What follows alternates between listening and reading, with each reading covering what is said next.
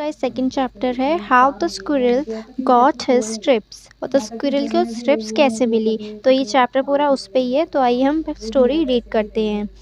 Rab asked his army to build a bridge over the sea. Work began at once on a stone bridge. The monkeys pulled out rocks and heavy stones from the mountains. Carried them to the sea. They cut them into the shape and began to build the bridge. मतलब कि राम जी ने पूछा था अपनी army, मतलब उन्होंने अपनी army से पूछा कि हम एक ब्रिज बनाएंगे सी के ऊपर, और काम शुरू हो गया था ब्रिज के ऊपर बनाने में। और the monkey pulled out rock, मतलब मंकियों ने हेवी रॉक्स निकाले थे माउंटेन से और उन्होंने सी पे डालने शुरू कर दिए थे। उन्होंने they cut them into the shape and began a build a bridge, मतलब उन्होंने कट करे थे अपनी उस शेप में और एक ब्रिज बनाने तैयार हो चुका था। All this was very difficult, मतलब ये सारी चीज़ें बहुत डिफ़िकल्ट थी बनानी। फिर क्या होता है, work and it took a long time, मतलब बहुत टाइम लगा था इसको करने में।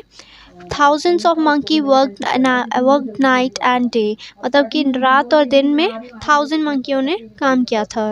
राम फेल्ट हैप्पी, मतलब राम जी बहुत खुश हुए थे। How hard work they do, मतलब उन्होंने कितना मेहनत वाला काम वो कर रहे हैं। Their love from me makes them work like this, मतलब कि जो मेरी तरह उनका प्यार है वो जिस तरह काम कर रहे हैं दिख रहा है, जो काम कर रहे हैं ना वो प्यार दिख रहा है उनका। थॉट रामा, मतलब राम जी ने सोचा।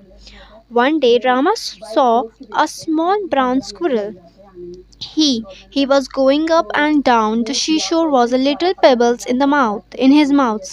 मतलब कि रामा जी, एक दिन रामा को एक ब्राउन स्क्विरल मिली, वो ऊपर जा रही थी और नीचे आ रही थी seashore and little pebbles in the mouth, मतलब कि वो छोटे छोटे उसके में मुंह के अंदर एक पेबल ले रखे थे, मतलब छोटे छोटे स्टोन ले रखे थे। वो भी राम जी की मदद कर रही थी। ठीक है। The little squirrel could carry only little pebbles at the time in his small mouth, मतलब कि वो एक ही बार में वो छोटे से पेबल ले जा सकते हैं अपने माउथ में, क्योंकि उसका मुंह छोटा होता है। He carried the pebbles from the seashore and dropped into the sea, मतलब वो शीशो जो सी में डालती जा रही थी, वो जो पत्थर उठा रही थी वो डाल रही थी सी में, वो एक एक करके। A great monkey was crying, carrying a large heavy stone on his back, and the squirrel come in his way. The monkey jumped back.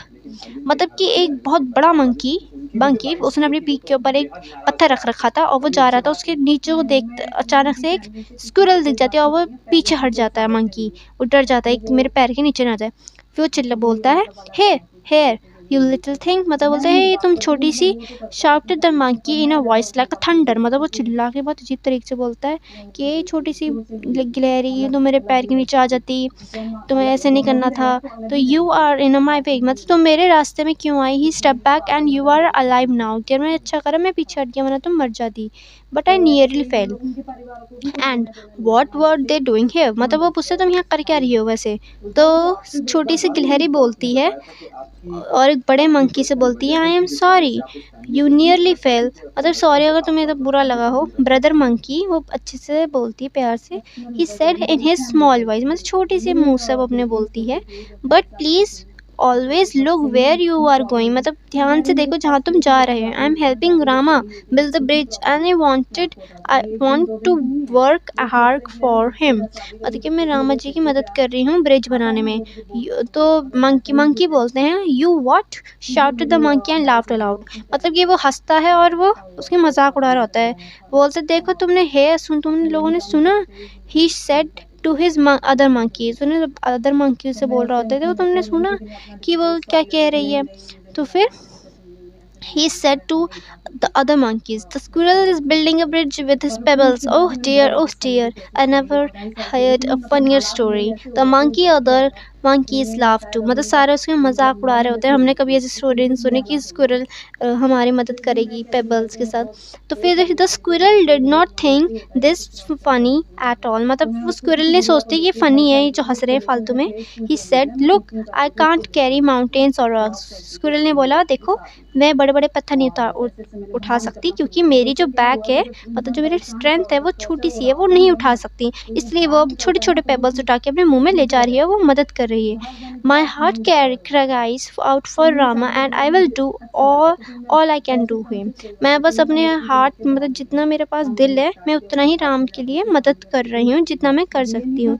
The monkey said don't be foolish, monkey कह रहा है तुम पागल मत बनो। Do you think you can help Rama, do you, तो वो ऐसे बोलता है तुम सोच सकते हो तुम मदद कर सकती हो रामा की, तो वो सोचती है।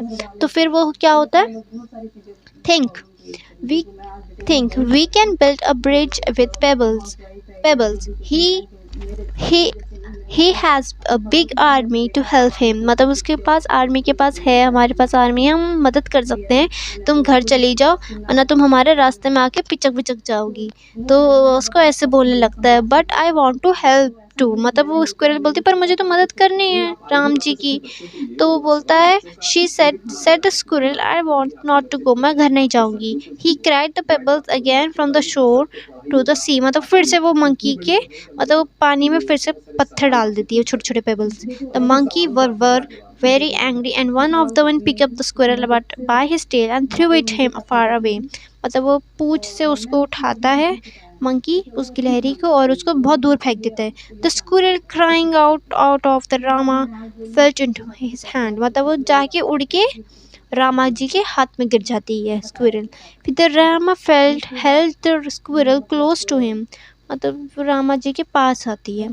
He said to the monkeys do not make fun of the weak and small things, मतलब कि मतलब वो राम जी बोलते हैं he said to the monkeys कि कभी भी छोटी चीज़ का, वीक चीज़ों का कभी मजाक नहीं उड़ाना चाहिए।